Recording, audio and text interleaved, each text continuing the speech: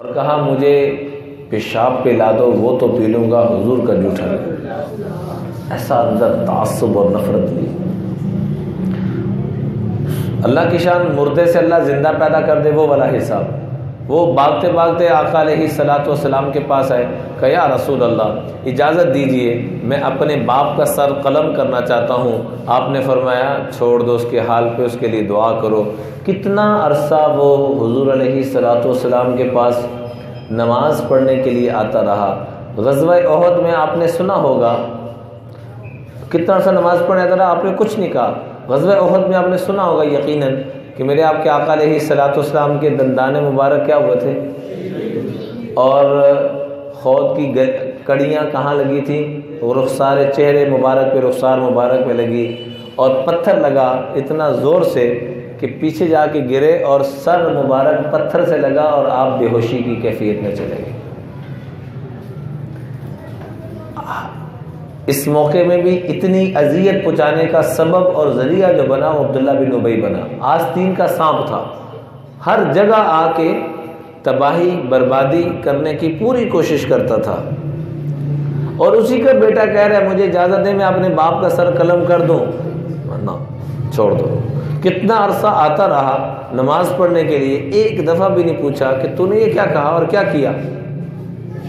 حتیٰ کہ جب یہ مر گیا تو آپ علیہ الصلوۃ والسلام نے اپنا کرتا مبارک ایسے دشمن کے لیے جو ہر جنگ میں شکست کا ذریعہ بننے کی اس نے پوری کوشش کی، منافق تھا بلکہ منافقوں کا سردار، اس کے باوجود یہ بھی کیسے جہنم سے بچ جائے، اتنا بڑا دشمن، اپنا کرتا بھیجا پہلے، پھر اس کی قبر میں اترے خود، اور جا کے اس کا منہ کھول کے اپنا لعاب دہن اس میں ڈالا۔ اس عمل کو دیکھ کر کئی منافق صحابی رسول بن گئے کہ یہ رسول اللہ حبیب اللہ، اللہ کے نبی کے یہ اخلاق ہو سکتے ہیں، عام انسان کے بس سے باہر ہے کہ وہ اتنے اچھے اخلاق کا مالک ہو سکے۔ تو جہاں لوگوں کے اخلاق کی انتہا، وہاں میرے آپ علیہ الصلوۃ والسلام کے آقا کے اخلاق کی ابتدا ہوتی تھی۔ ایک اور واقعہ ملتا ہے کہ آپ علیہ الصلوۃ والسلام غزوہ حنین میں، چونکہ مسلمانوں کو ابتدا میں شکست کی کیفیت کا سامنا کرنا پڑا، تو ایک صحابی بھاگتے بھاگتے دیکھ ادھر رہے تھے جیسے جنگ میں بندہ کہ کیا صورت ہے، دیکھتے تھے اچانک آ کے بریک جیسے بندہ لگاتا ہے، رکتا ہے گاڑی کی بریک، خود آدمی رکتا ہے تو یوں رکے، تو نیچے حضور صلی اللہ علیہ وسلم کا پاؤں مبارک آ گیا، ان کے قدم ان کے جوتوں کے اوپر، یعنی ان کا پاؤں اور جوتا جو پہنا ہوتا جنگ والا وہ اوپر اور حضور علیہ السلام کا پاؤں مبارک نیچے، تو حضور علیہ السلام کا پاؤں کافی زخمی ہو گیا کیونکہ یکدم آ کے کھڑے ہوئے، ان کی نظر نہیں پڑی اچانک۔ تو آپ علیہ الصلوۃ والسلام کے ہاتھ میں چھڑی تھی، چھڑی کو صرف جیسے یہ آواز آ رہی، یہ آواز، تو لوہے کا لباس پہن رکھا تھا جنگ میں جیسے پہنا جاتا ہے، تو اس لوہے کے اوپر یوں ہلکی سی چھڑی ماری، اشارہ کیا، جس سے پھر آواز پیدا ہوئی، تکلیف کوئی نہیں ہوئی، یہ جیسے میں نے اس پہ لگائی تو آواز پیدا ہوئی، اور فرمایا اوجعتنی، بھائی مجھے درد ہو رہی ہے، پاؤں اپنا پیچھے کر لو، صرف اتنا کر۔ اور جب نیچے دیکھا یکدم پاؤں پیچھے کیا، اوپر کا سانس اوپر، نیچے کا نیچے، کہ یہ میں نے کیا کر دیا، معافی مانگی، منت سماجت کی، یا رسول اللہ مجھے معاف فرما دیجیے گا۔ ساری رات وہ صحابی رسول روتے رہے کہ میں نے یہ کیا کر دیا۔ قرآن تو یہ کہتا ہے لا ترفعوا اصواتکم فوق صوت النبی، اگر حضور کی آواز سے آواز اونچی کر لی تو تمہارے سارے اعمال تباہ و برباد ہو جائیں گے، میں تو حضور کا پاؤں زخمی کر کے آ رہا ہوں۔ روتے روتے رات گزر گئی کہ صبح میرے لیے کیا وحی آتی ہے۔ اللہ کی شان، صبح کو حضور صلی اللہ علیہ وسلم نے ایک خادم بھیجا کہ فلاں آدمی کو بلا کے لاؤ، اور پریشان کہ پتہ نہیں اب کیا پیغام آ گیا، کیا اوپر سے آرڈر آ گیا۔ جب پہنچے تو آپ علیہ الصلوۃ والسلام نے مسکراتے ہوئے فرمایا بھائی میں نے آپ کو اس لیے بلایا ہے کہ کل میں نے آپ کی بے اکرامی کی تھی، آپ کو چھڑی ماری تھی، اس کی معافی چاہتا ہوں، میں آپ سے اس کی معافی، پاؤں حضور کا زخمی ہوا اور الٹا معافی بھی حضور مانگ رہے ہیں، اور ساتھ ہی اشارہ کیا کہ یہ 60 اونٹ آپ کے اکرام کے لیے میں نے منگوائے ہیں، یہ آپ لے کے چلے جائیں، مجھے معاف بھی کر دیں۔ اور یہ آج کی 60 لینڈ کروزریں بنتی، اس وقت کی سب سے بڑی اور اعلیٰ سواری اونٹ ہوتا تھا، کہ یہ 60 اونٹ آپ لے جائیں جو کل میں نے آپ کی بے کرمی کی اور مجھے معاف کر دینا۔ آج تو ہم نے بس ایک ہی گیئر لگا رکھا ہے، میں بڑا سچا آدمی ہوں، میں سچی بات کہتا ہوں چاہے کسی کو۔ قرآن کہتا ہے ایسا سچا آدمی جہنمی ہے، لعنتی ہے، یہ سچا نہیں ہے، یہ تو سب سے بڑا جھوٹے سے بھی بڑا ہے۔ کاش کہ ہم تھوڑا سا قرآن کو سمجھ لیں۔ آئیے قرآن کو ذرا دیکھتے ہیں، کیا قرآن کہتا ہے؟ وَيْلٌ لِّكُلِّ ہُمَزَةٍ لُمَزَةٍ۔ کیا کہتا ہے قرآن؟ ہر وہ بندہ تباہ و برباد ہو اور جہنم میں جائے، اور جو جہنم میں جائے گا وہ رحمت لے گا لعنت لے گا؟ تباہ و برباد ہو کون؟ جس کا بس چلے تو منہ پہ ذلیل کر دے، اور جب بس نہ چلے تو پیٹھ پیچھے ساڑھا وزیر اعظم انج کر دے، ساڑھا صدر انج کر دے، تو منہ تے جی جی جی جناب جناب جناب، اور واپس آ کے کہ میں تے جنت دی ٹکٹ لے کے آیا، کی ہویا بھاجی اج میں وزیر اعظم نوں مل کے آیا، انا للہ و انا الیہ راجعون۔ ایک طرف گانا کڈن دے ہے تے ایک پاسے مل کے آ کے مصافحہ کر کے آ کے بڑے فخر نہ، وہ بھی فقیر یہ بھی فقیر۔ فقیر فقیر کو مل لے تو کون سی یہ سعادت کی بات ہے؟ اس لیے بھائی ان نسبتوں کو ہم کچھ نہ سمجھیں، یہ کوئی چیز نہیں ہے۔ چیز اصل کیا ہے کہ میرا آپ کا تعلق آقا علیہ الصلوۃ والسلام کے ساتھ ہے، اور کل قیامت میں آقا کہہ بھی دیں کہ یہ میرا تھا۔ اس کے لیے اپنے اخلاق کو اچھا کرنا ہوگا۔ جتنے اخلاق اعلیٰ ہوں گے اتنا ہی اللہ کے ہاں ہمارا رتبہ اور مقام ہوگا، جتنے اخلاق کم ہوں گے اتنی ہی تباہی اور بربادی ہوگی۔ اس لیے درخواست کرتا ہوں کہ آئیے آج ہم آقا علیہ الصلوۃ والسلام کا جو حلیہ مبارکہ جسمانی طور پہ بھی اور اخلاقی طور پہ بھی جو کچھ تھوڑا سا پیش کیا گیا، کیونکہ یہ بڑا لمبا موضوع ہے، وقت کافی ہو چکا ہے، لیکن آخر میں درخواست کروں گا کہ آج سے ہم نیت کریں کہ ہم نے نبی کریم صلی اللہ علیہ وسلم کے قدموں والی جنت لینی ہے۔ بولیے انشاءاللہ۔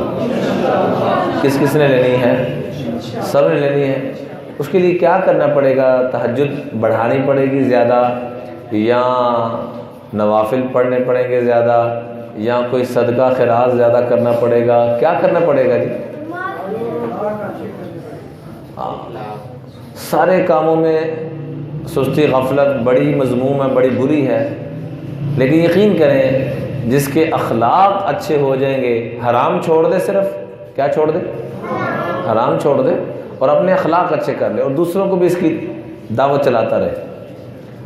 اللہ کے فضل و کرم سے قرآن و حدیث کی روشنی میں قسم اٹھا کے کہتا ہوں کہ یہ آقا کریم علیہ الصلوۃ والسلام کے قدموں کے سب سے زیادہ قریب بیٹھا ہوگا کل کے۔ اور اخلاق ٹھیک ہونے کی علامت کیا ہے؟ کہ آپ جہاں پر موجود نہ ہوں، آپ جہاں پر موجود نہ ہوں، آپ کی کمی محسوس کی جائے۔ اخلاق اچھے ہونے کی علامت کیا جی؟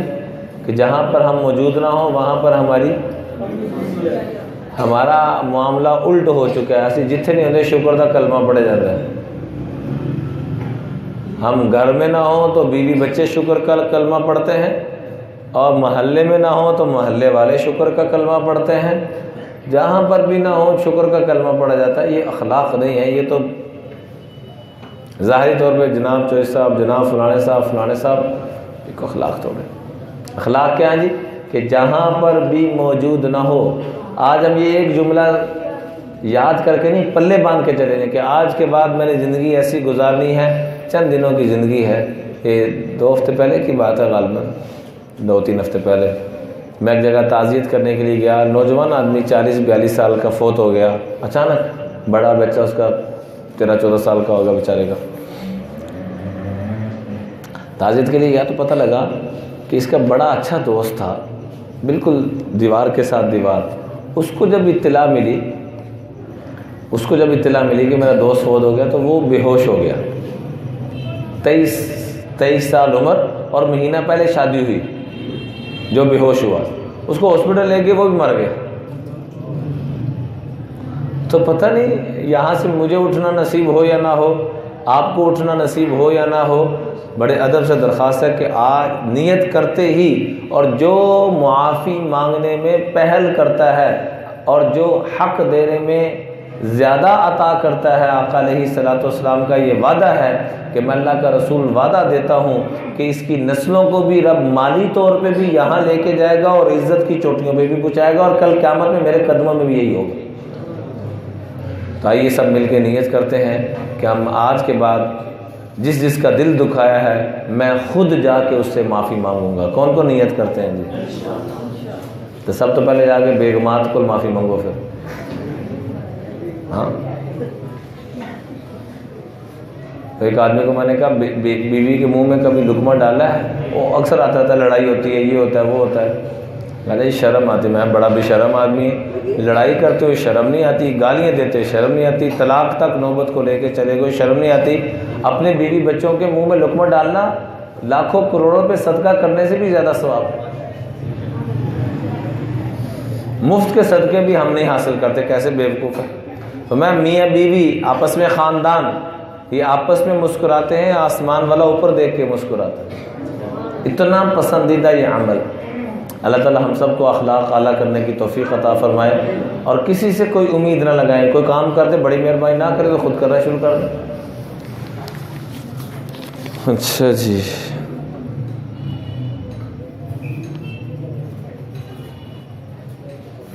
اچھا جی، ہمارے ملک عباس صاحب کے گھر لگنے والی آگ سے ان کے 3 بہن بھائی بیچارے شہید ہو گئے ہیں، ان کے سارے ثواب کے لیے ایک دفعہ سورہ فاتحہ 3 دفعہ قرآن شریف پڑھ لیجیے۔ اللہ پاک ان کی بخشش فرمائے، اور ہمارے بھائی عباس صاحب کو اللہ تعالیٰ صبر جمیل عطا فرمائے۔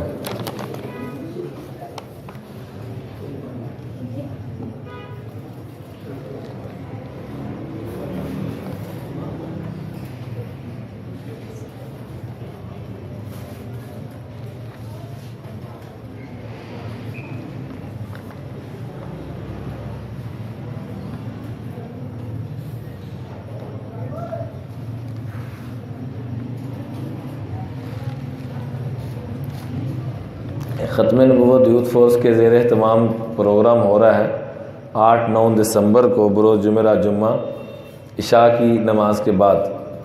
تو اس میں مسلم ماڈل سکول چوک پرانا ڈسکہ میں موقع ملے تو ضرور، بلکہ موقع نہ ضرور وقت تشریف لے جائیں۔ ختم نبوت اسی کے صدقے ہماری بخشش بھی ہوگی، اور اس معاملے کو ہمیں کیسے بازو بننا چاہیے اس میں ضرور شرکت کریں۔ اللہ تعالی ہم سب کو توفیق عطا فرمائے۔ الحمدللہ رب العالمین والصلاة والسلام علی اشرف الانبیاء والمرسلین۔ ربنا آتنا فی الدنیا حسنۃ وفی الآخرۃ حسنۃ وقنا عذاب النار۔ اللہم انا علی ذکرک وشکرک وحسن عبادتک۔ اللہم انا نجعلک فی نحورہم ونعوذ بک من شرورہم۔ اللہم انا نسألک تمام العافیہ ودوام العافیہ شکر علی العافیہ۔ اے اللہ ہم سب کے صغیرہ کبیرہ امت کے سارے گناہوں کو معاف فرما دے، ہم سب کی حالتوں پہ رحم فرما دے، دنیا آخرت کی ساری خوشیاں، راحتیں، رحمتیں، برکتیں، عافیتیں نصیب فرما دے۔ یا اللہ جو ہمارے عباس بھائی کے 3 بہن بھائی شہید ہوئے، ان کی اعلیٰ درجے میں بخشش فرما، جنت میں اعلیٰ مقام عطا فرما، اور ہمارے جو موجودہ لوگ ہیں ان کو صبر جمیل عطا فرما، اور لواحقین کو یا اللہ نعم البدل عطا فرما۔ یا اللہ ہم سب کو جانے سے پہلے جانے کی تیاری کی توفیق عطا فرما۔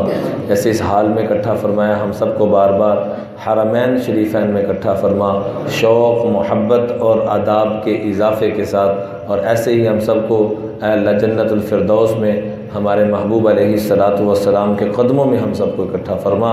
یا اللہ سب نے نیت کی ہے کہ اپنے محبوب کے قدموں میں جانے کے لیے آج کے بعد جس جس کا دل دکھایا اسے جا کے معافی مانگیں گے، اور آج کے بعد ہر ایک کو اپنائیت، محبت، پیار دیں گے کہ جہاں پر موجود نہ ہو ہماری کمی محسوس کی جائے۔ یا اللہ اس ارادے کی برکت سے ہم سب کو اپنے محبوب علیہ السلام کی زیارت کروا دیجیے۔ یا اللہ جس نے یہ ارادہ دل سے کیا ہے، یہ اب کر رہے ہیں، ان سب کو یا اللہ، چاہے مرد حضرات ہیں، خواتین ہیں، چھوٹے ہیں، بڑے ہیں، یا اللہ جنہوں نے بھی دل سے ارادہ کیا یا اب کر رہے ہیں، سب کو اپنے محبوب کی زیارت بھی کروا دیجیے، اور جنت میں بھی ہم سب کو مصطفیٰ کے قدموں میں جگہ نصیب فرما دیجیے۔ یا اللہ جتنے ہمارے یہ نوجوان کاروان اسلام کے کارکن یا اللہ جتنی محنت کوشش کر رہے ہیں، ان کو انتہائی جزائے خیر عطا فرما، پوری امت کو جوڑنے کی فکر کوشش میں لگے ہوئے ہیں، اس کو اپنی بارگاہ میں انتہائی قبول فرما کے ہم سب کی بخشش کا ذریعہ فرما، اور دن دوگنی رات چگنی ترقی نصیب فرما۔ صلی اللہ علیہ النبی الکریم وعلی آلہ وصحبہ اجمعین۔